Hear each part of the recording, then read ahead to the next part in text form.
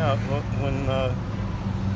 when I was younger, like my mom, my grandma, and my sister were all feminists, right? I wouldn't like they didn't say, oh, we're feminists, but they all had that idea. Like my grandma used to protest. Like my grandma, long time ago, would meet with politicians. Like they'd come to her kitchen, she'd sit and talk with them, and she really loved a politician named Tommy Douglas that started socialism in Canada, and which nobody in Canada would say that was a bad thing. Like I'm from Saskatchewan, and 58 years ago in Saskatchewan, if you were any kind of a person living there, you wanted to think about your community, like you wanted cooperation. So like my grandpa was a farmer, so he believed that like I'm a farmer, I produce food, I share my food. Like you sell your food, but it's like sharing, and you're kind of part of the community. So, and he resisted the idea of corporations taking over land, which I agree with them about all of that stuff. But the problem, what I find strange is that like because the women were so strong on moving forward, it caused the men to stand back. So like if you're a man, like you can't apologize all the time for the things you do. Like when I was a kid, I would move my arm too fast and break something. It's kind of my fault, but not really my fault. I'm a boy, I have energy, right? And also with girls, like if you're doing something with a girl, if you want to cooperate, you have to hold back. You can't make your entire effort, because if you do, you're going to upset that girl. Any man knows that. Any man that doesn't know that is stupid, in my opinion. And I know Canadian men like that. They hold back, they hold back, they hold back. And even in my own family, I've seen it holding back. But what that does is that holds back the whole country. Right now, Canada, if you think about it, Canada, like when I was a kid, I thought Canada had so much potential because, and I'm 58 now, that's a long time ago, like a huge country that's practically open where anybody with strength, if you have enough strength, you could take some land. Because my grandfather had 1,600 acres of land that was his, like no bank owned it, nothing like that. As a matter of fact, I own part of that land now. Because he passed. You born in Canada? Yeah. And my grandpa's father came to Canada as a settler in the 19th century, so more than 100 years ago. And he Where he was from? He was from England. Okay. Yeah, and the most of my family all come from Europe. Some were like Scotland or England, someplace like that. And when they came, like when my grandpa came, all he did was put a stake in the ground, and as much land as you could make a fence around, that was your land. So that's why my family never had to go to a bank to get land, because my grandpa took the land, but you had to be strong enough to hold the land. Like 1,600 acres is big. Like I thought you were from South America. A lot of people think that. When Canadian DNA is very mixed up. So like if I go to Ancestry.com and look at my ancestry, I've got everything from Mongolian, probably Turkish, I can't think of all the influences. So this is how the Canada is? You mean the Canada is a mixed breed? I think so, yeah. When in America too, like regardless of like what people say about white supremacy and all of that, it's it's more in your mind than in your, and it has, I think, more to do with the person not liking themselves. Because like anybody that I've ever known that's white supremacist, and I have met white supremacist people, that's not the best people in your society, and they try to teach you, like they'll try to tell you, oh, well, you're white, you're this, you're that, you're not like other people, and you can hear how stupid they are. And anybody will tell you, like I like my family's huge, everybody's white, but of all the people in my family, I can't think of anybody that thinks white supremacy is smart or a good thing to do or anything like that. Like what they think is that what they think is that I think what the primary thing that North Americans think that's probably different from the rest of the world is that you are an individual and you have no right to interfere with another person, and that's what makes life really difficult, I think, in North America. Because like my grandparents, for example, when they came to North America, there was no church, there was nothing, you know. So imagine that you come from this place, like you're leaving England, because what are you leaving? You're leaving the church.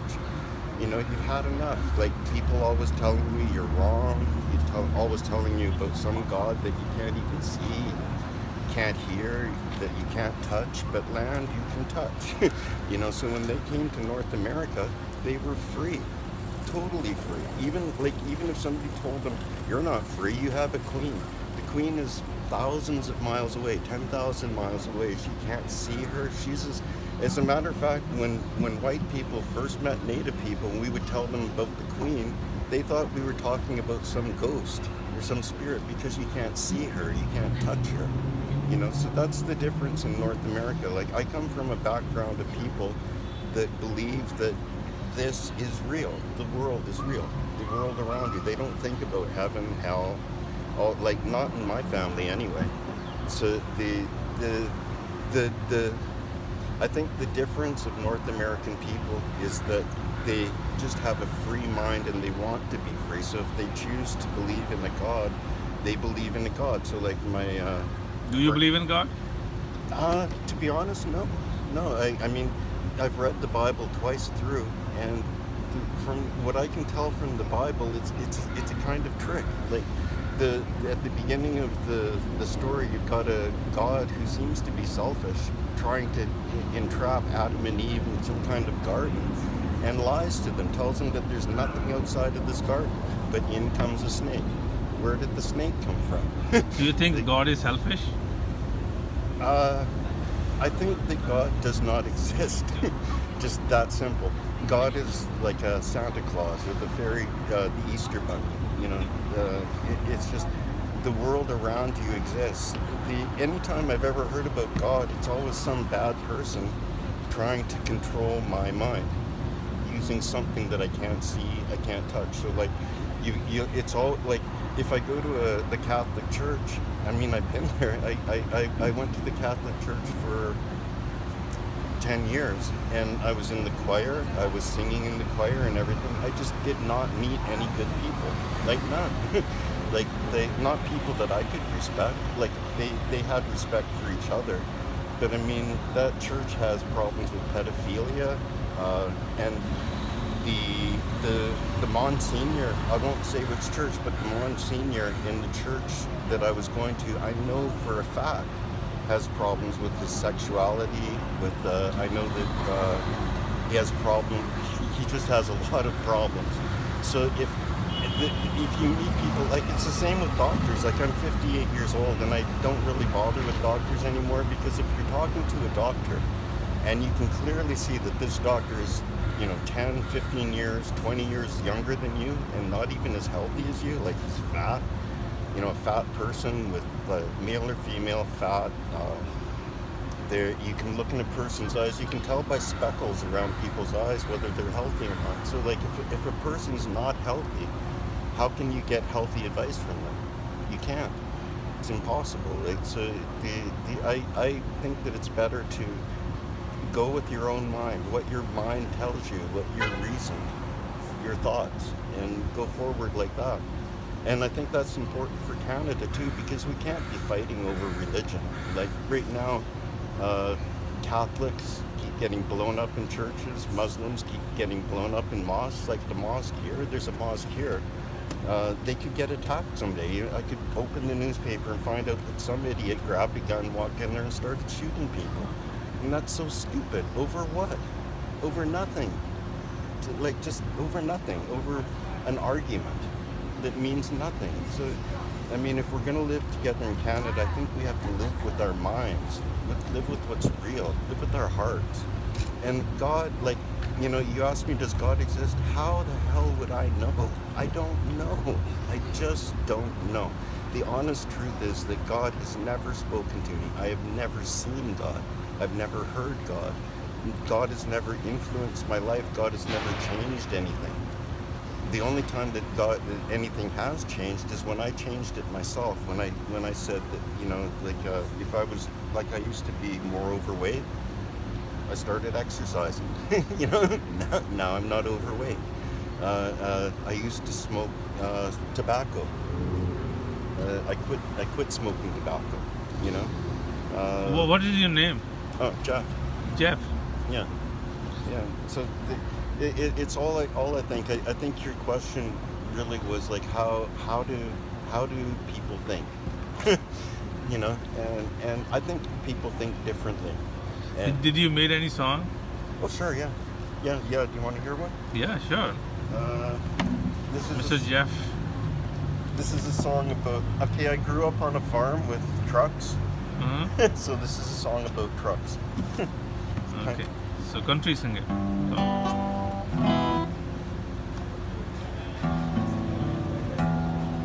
I'll just tune up real quick.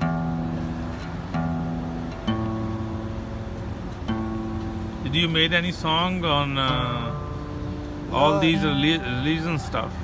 I just don't like the internet. Like I said, I'm 58 years old.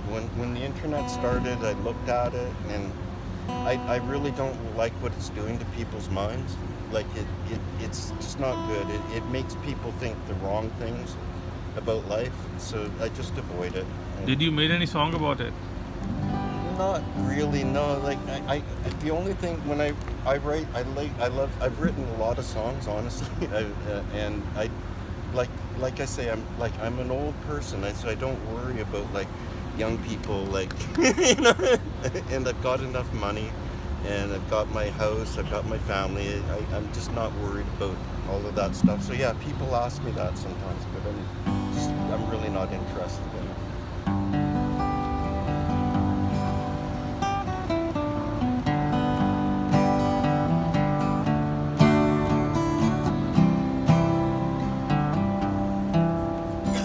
All you really need is a pickup truck. Pick things off and drop things up. You got that, then you don't need luck, because you got a friend. Yeah. When I was a kid out on the farm, Daddy drove trucks with a really strong arm. And our favorite truck was an old red one named Susie. I remember on the day when Susie broke down, all of us kids wore a really big frown. And I couldn't help thinking Grandpa had put Susie down. Yeah. 'Cause all you really need is a pickup truck to drop things off and pick things up. You got that, then you don't need luck, because you got a friend. Yeah.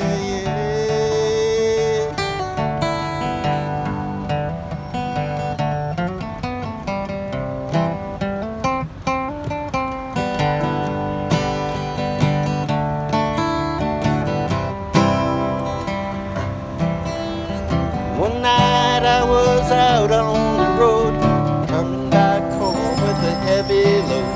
I was cutting no corners, driving right through. When ahead in the field I saw a bright light, campfire burning if I reckon it right. So I'm turning